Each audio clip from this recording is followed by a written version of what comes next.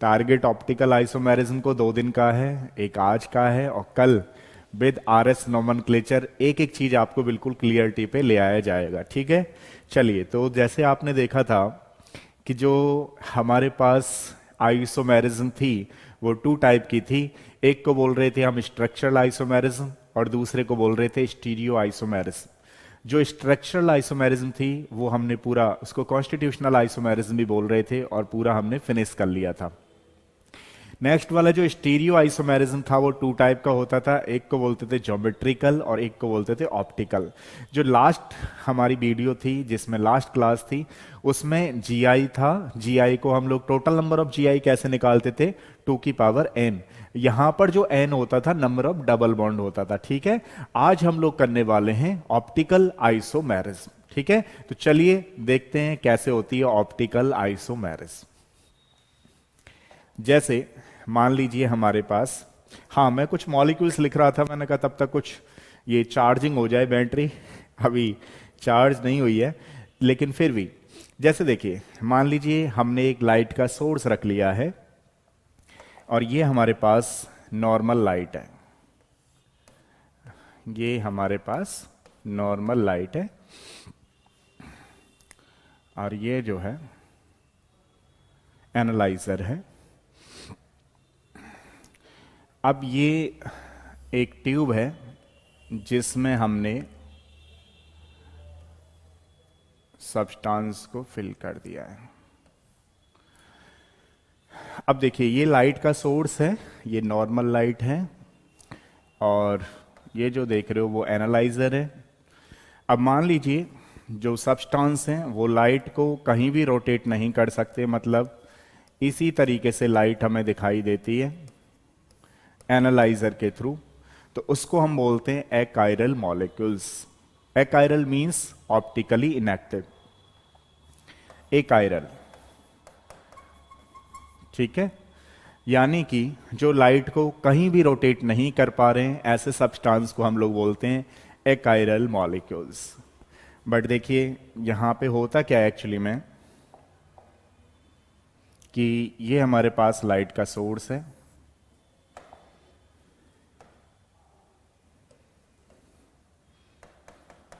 जैसे बल्ब वगैरह है मान लीजिए। ये हमारे पास नॉर्मल लाइट है, नॉर्मल लाइट,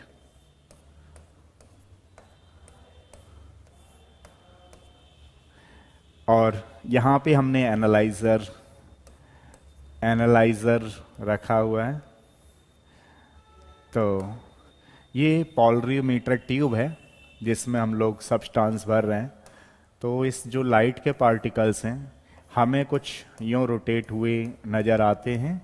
इस तरीके से लाइट को जो सब्सटेंस रोटेट कर देते हैं उनको हम बोलते हैं काइरल मॉलिक्यूल्स या ऑप्टिकल एक्टिव मॉलिक्यूल्स। तो हमारे पास कुछ इस तरीके से दिखाई देगा। तो ऐसी फिनोमेना को हम बोलते हैं काइरल मॉलिक्यूल्स, यानी कि जो प्लेन पोलराइज्ड लाइट को रोटेट कर देते हैं, ऐसे सब्सटेंस को बोलते हैं हम लोग ऑप्टिकली एक्टिव सब्सटेंसेस। मान लीजिए प्लेन पोलराइज्ड लाइट को कहीं भी रोटेट नहीं करते हैं, उसी डायरेक्शन में हमें दिखाई देती है, ऐसे सब्सटेंस को बोलते हैं हम एकाइरल मॉलिक्यूल्स। ठीक है, अब देखिए भैया ये तो था प्रैक्टिकली और एक्सपेरिमेंटल डेटा कि इस तरीके से साइंटिस्टों ने देखा। इसके बाद धीमे धीमे कुछ चीजें और आई निकल करके, जैसे फॉर एग्जाम्पल एक काइरल सेंटर निकल करके आया। काइरल सेंटर, ये जो काइरल सेंटर था वो 1997 में दिया गया। एक चीज ध्यान रखेंगे सारे बच्चे कि आजकल ईयर आपके एग्जाम में नहीं आती है, ये मैं कहीं पर भी अगर ईयर लिख रहा हूं मान लीजिए आपकी जनरल नॉलेज के लिए। तो सबसे पहले हमारे पास काइरल सेंटर आया 1997 में। तो इसमें जो काइरलिटी चेक की गई वो लैक्टिक एसिड में चेक की गई, ध्यान रखना। लैक्टिक एसिड जो कि आप लोग जानते ही हो। लैक्टिक एसिड कुछ इस तरीके से होता है, ध्यान रखना।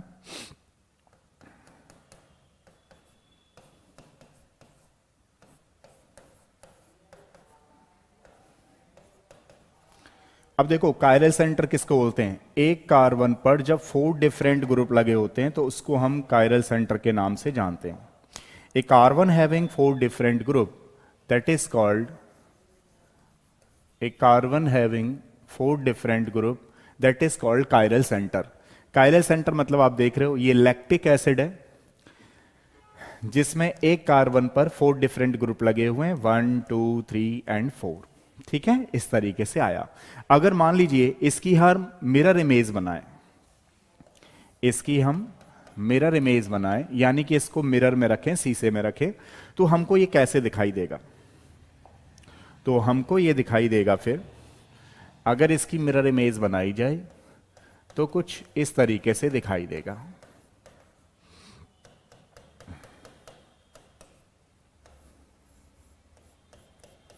ये जो OH है वो उधर की तरफ दिखाई देगा और ये जो H है वो इधर की तरफ दिखाई देगा। अब जैसे कुछ बच्चों ने RS नोमेनक्लेचर सीख रखे होंगे, कुछ बच्चों ने नहीं सीख रखे होंगे।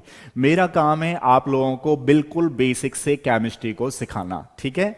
और अगर किसी ने सीख रखे हैं तो उसको भी काफी मजा आने वाला है। रीजन क्या है, क्योंकि इसमें RS नोमेनक्लेचर हम लोगों को करना पड़ता है। अब ये RS नोमेनक्लेचर क्या है वो हम नेक्स्ट में सीखेंगे। फिलहाल आप लोग ऐसे समझ लीजिए जिसकी एटॉमिक नंबर ज्यादा होता है उसको हम प्रायोरिटी ज्यादा देते हैं। तो जैसे फॉर एग्जांपल मान लीजिए यहां पे पहले कार्बन पे कार्बन आ रहा है, पहले एटम पे यहाँ हाइड्रोजन, यहाँ CH3 है, यहाँ OH। तो आप देखेंगे तो पहले यहां पे 1 इसको देना है हमें प्रायोरिटी, दूसरा इसको देना है, तीसरा इसको देना है एंड चौथा इसको देना है। अगर मान लीजिए हम इसको रोटेट करते हैं तो 1 से 2 पे पहुंचना है हमें इस तरीके से। तो इसका मतलब जब एंटी क्लॉकवाइज डायरेक्शन होती है तो उसको हम बोलते हैं सिनिस्टर यानी कि S कॉन्फ़िगरेशन। जो बच्चे पहली बार समझ रहे हैं RS नोमेनक्लेचर उनको डरने की कोई बात नहीं है, क्योंकि मैं कल आपको RS नोमेनक्लेचर कराने वाला हूं। तो देखिए जब ये लाइट इधर से इधर की तरफ रोटेट करती है तो हम इसको बोलते हैं S lactic acid. This is known as the S lactic acid, क्योंकि इसका जो कॉन्फ़िगरेशन हो गया वो हो गया S। अब मान लीजिए मैं आपसे कहता हूं इसका अगर करें तो 1 2 3 एंड 4। तो अगर हम इस लाइट को ऐसे रोटेट करें तो ये जो है क्लॉकवाइज डायरेक्शन में मूव कर रहा है मॉलिक्यूल्स, यानी कि हमें 1 से 2 पे जाना है। बात समझ रहे हो आप लोग। तो जब हमें 1 से 2 पे जाना है तो इसको हम लोग बोल रहे हैं R lactic acid. This is known as the R lactic acid. क्यों?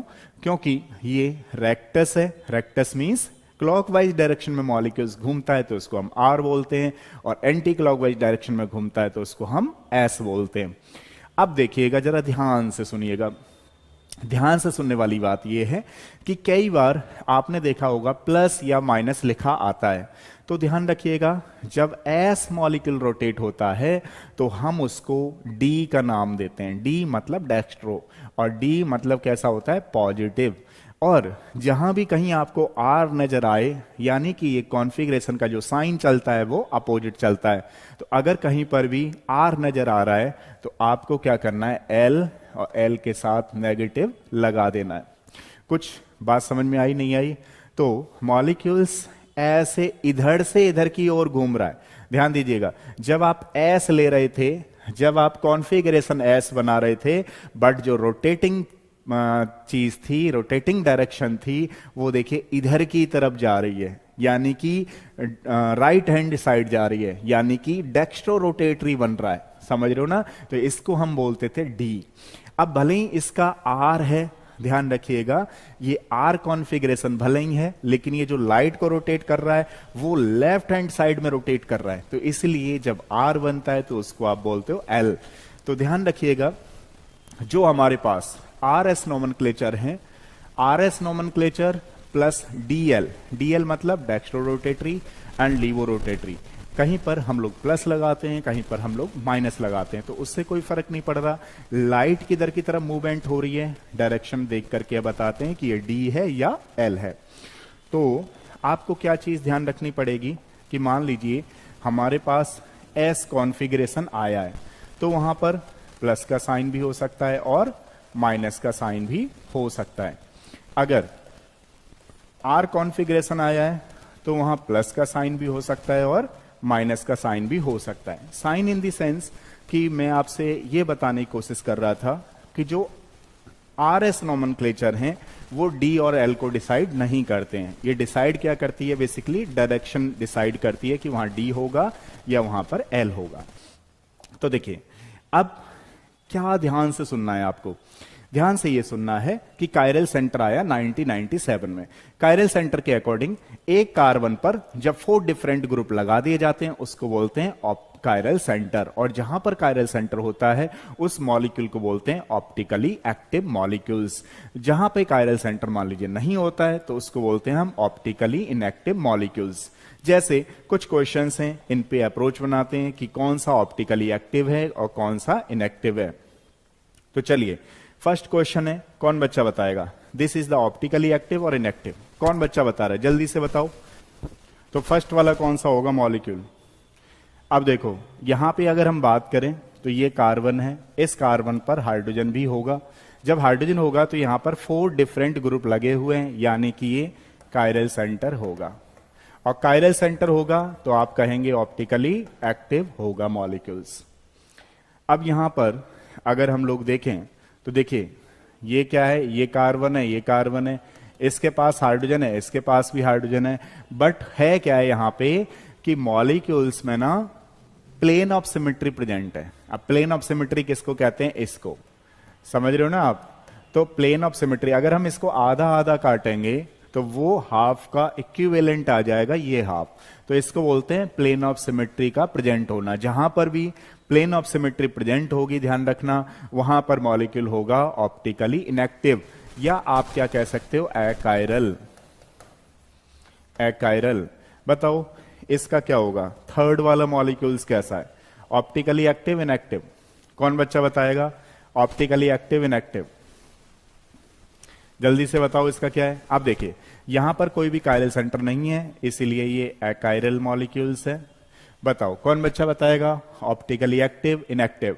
अब आप देखिए, इस कार्बन पे ये ग्रुप तो 2 डिफरेंट हैं, बट ये जो ग्रुप है वो दोनों सेम हैं, इसलिए ये कायरल सेंटर नहीं है। और जब कायरल सेंटर नहीं है तो मॉलिक्यूल कैसा है अपने पास, अकायरल मॉलिक्यूल से अपने पास अकायरल, ध्यान रखना। अब अगर मैं आपसे पूछूं तो इसमें क्या हो रहा है, इसमें प्लेन ऑफ सिमेट्री प्रेजेंट है, जिसमें भी प्लेन ऑफ सिमेट्री प्रेजेंट होगी, ध्यान रखना मॉलिक्यूल होगा अकायरल। ये चीज भी ध्यान रखनी है आपको। मान लीजिए अगर हम इसकी बात करें तो देखिए, ये आपकी तरफ जाता हुआ मतलब सॉलिड बेज है, इसको बैज बोलते हैं, इसको डैश बोलते हैं। डैश मतलब पीछे की तरफ जाता हुआ और बैज मींस आगे की तरफ आता हुआ। तो ये दोनों में प्लेन प्रेजेंट नहीं है, एक मॉलिक्यूल पीछे जा रहा है, एक मॉलिक्यूल आगे आ रहा है। इसका मतलब आप प्लेन ऑफ सिमेट्री इसमें नहीं ले सकते। इसी की वजह से ये मॉलिक्यूल्स जो है वो कायरल है, और जो मॉलिक्यूल्स कायरल है, ध्यान रखना, वो मॉलिक्यूल्स ऑप्टिकली एक्टिव होंगे। एक चीज और IIT JEE वालों को विशेष ध्यान रखना चाहिए, इसमें स्पेसिफिक रोटेशन निकालने के लिए आता है, ध्यान रखना, स्पेसिफिक रोटेशन बोलते हैं इसको, अल्फा को। मेडिकल में तो नहीं पूछा जाता, मेडिकल में पूछा जाएगा तो केवल फॉर्मूला पूछा जाएगा, फिर भी आप लोगों को पता होना बहुत जरूरी है।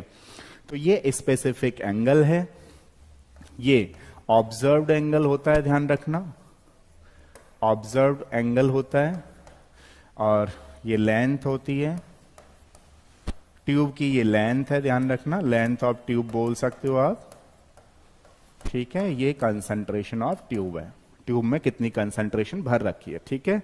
ये जो है अब फिर दोबारा जाने वाला है तो मैं ऑफ ही करूंगा इसको, है ना। इसको एनेंशियोमेरिक एक्सिस बोलते हैं, ध्यान रखना, एनेंशियोमेरिक एक्सिस। तो एनेंशियोमेरिक एक्सिस जो है वो ऐसे निकाला जाता है,